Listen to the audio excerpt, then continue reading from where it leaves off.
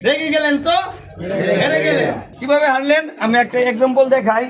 এক রাজা ঢোল পিটাইয়া তার রাজ্যের মধ্যে ঘোষণা দিল তো ধনী গরিব সবাই আসছে রাজা এসে বলতেছে যে এই যে পুকুরটা দেখছেন আপনাদের কাজ শুধু এই পুকুরটা সাঁতরে পারে যাবেন যে যেতে পারবেন তাকে আমার কি আমার কন্যা দেব পাশাপাশি আমার অর্ধেক ধন সম্পত্তি দেব এখন একটা শর্ত আছে কি শর্ত এই পুকুরে কিন্তু হাঙ্গর মাছ আছে এখন তো যারা অ্যাটেনশন হয়ে দাঁড়াইছিল কেউ আর যায় না ধরে যায় না কি জানের ডর আছে একটা লোক কোন রকম সাঁতরে সুতরে কি